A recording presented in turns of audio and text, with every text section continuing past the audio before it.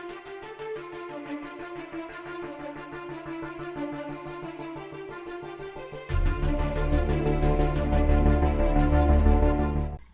today's video, we're going to take a look at backgrounds in the One D&D playtest document. The biggest change that was made was moving the ability scores from the races to the backgrounds themselves. This is an interesting change as it opens up a whole lot of different opportunities. In 5th edition, if you wanted to be a wizard, you picked a race that got a bonus to intelligence, like a gnome. If you wanted to be a dwarven wizard, you would be automatically behind the curve. Since you don't get the +2 bonus to intelligence that the gnome gets, your spells would be less likely to hit and often not hitting as hard. On the other hand, abilities like strength make perfect sense being associated with the race, as the Goliath having a +2 to strength as opposed to, say, a goblin that does not. You would expect, on average, a Goliath to be stronger than a goblin. So it makes a certain amount of sense in that vein. Overall, I think this will give us a lot more variety. I found in my games that the different classes are almost always played by the same races, mainly for the stat bonuses that they get.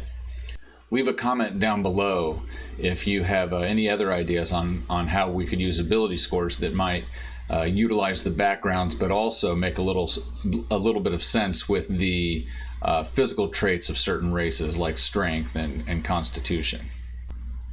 All right, now let's take a look at the background section in the playtest document. Okay, so let's see what the playtest document has to say about building your custom background. Your character's background is a collection of characteristics that represent the place and occupation that were most formative for the character before they embarked on a life of adventure. When you choose a background, you have 3 options. Build it from scratch, choose a pre-made background, or choose a pre-made background and then customize it. It's also important to note that the developers have stated that their preferred method, the default method, is to build it yourself, customize it from the ground up. All right, step 1 is ability scores. You have 2 options. One, you can do pick one ability score and give it +2, and pick another ability score and give it a +1 bonus. The second option is to pick 3 ability scores and they each get a +1 bonus. The second step is to pick 2 skills and you gain proficiency in those 2 skills. Now, this is similar to 5th edition where you got to pick 2 skills. However, it was a limited list in 2nd edition. In the playtest material for One D&D, you can pick skills, any of the skills from the entire list. Step 3 is tool proficiency. This is again similar to 5th edition. In 5th edition, you could pick 1 tool proficiency, but it was from a very limited list based on your background, whereas in One D&D, you can pick any tool proficiency that you want. Step 4 is to pick a language. The One D&D playtest allows you to pick any language, and that's exactly the same as 5th edition. Step 5 is feats.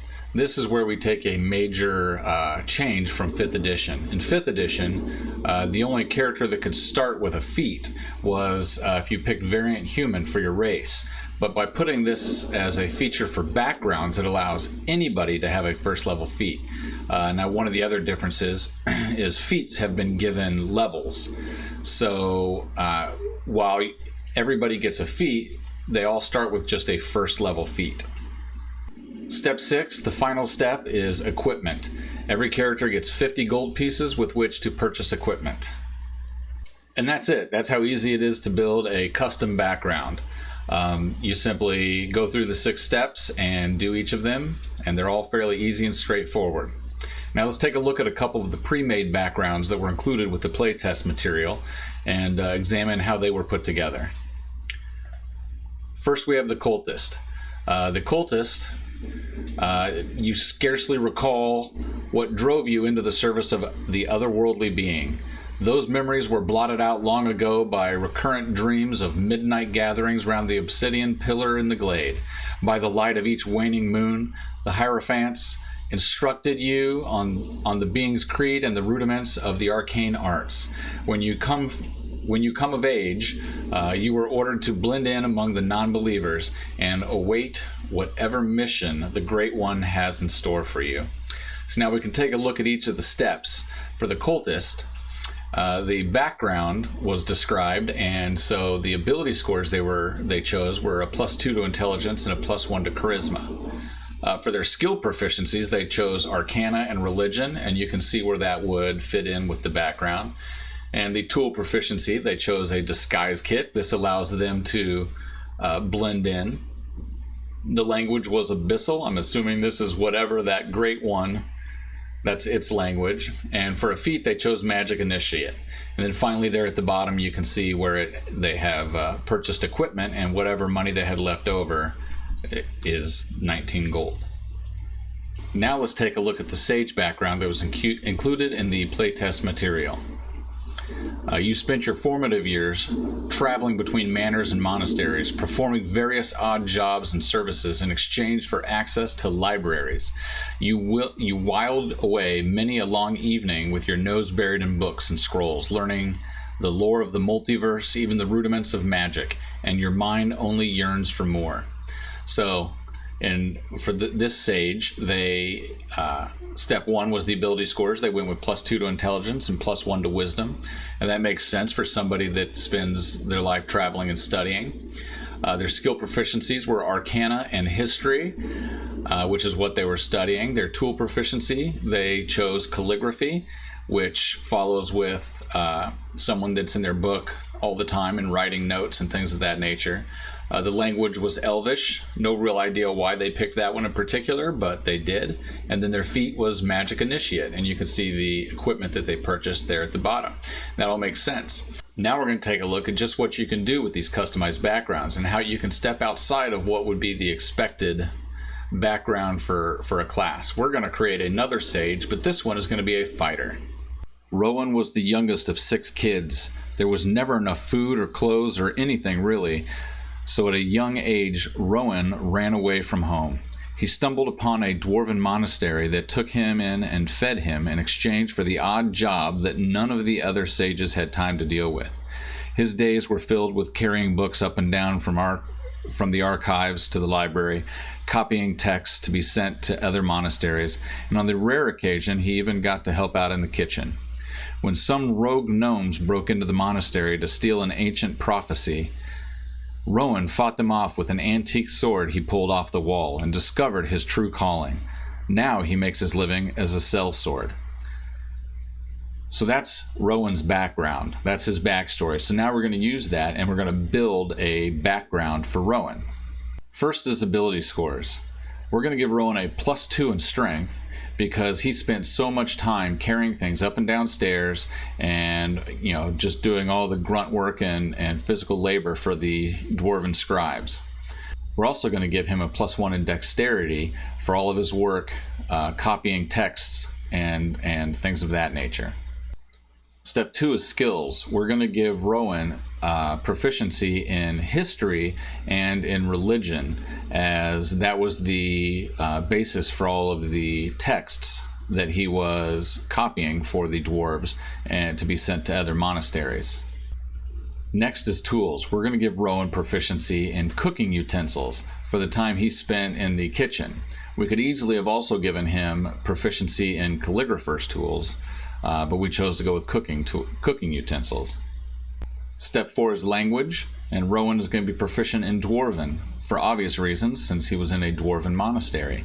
However, if for some reason you wanted a different language, you could simply change who was in charge of the monastery to whatever race would speak that language. Step 5 is feats. Now we're going to give Rowan the lucky feat. Rowan has had some streaks of luck in his life. While his early childhood at home with his family wasn't very lucky, once he ran away at a young age, he was able to survive through lots of lucky, happy accidents. Being found by the monastery at just the right time. When the gnomes attacked, he happened to be standing right where there was a weapon to defend himself. Things like that. So the lucky feat is what Rowan is going to get. And step 6 is equipment. We're going to buy some leather armor for Rowan, and the sword that he pulled off of the wall were both given to him as gifts. We'll use our gold to purchase it, but as far as our backstory goes, they were gifts from the dwarves.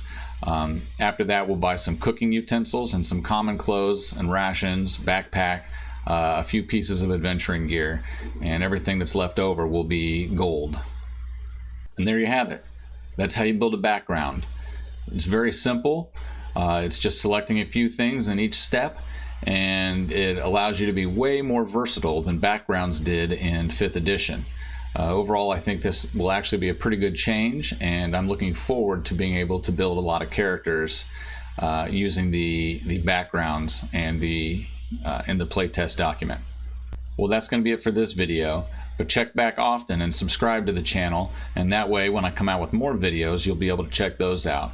We're going to make sure to break down everything and all the playtest documentation as it comes out, and you can see us do that live on Twitch. The link will be below down in the description. Until then, keep hacking the dungeon.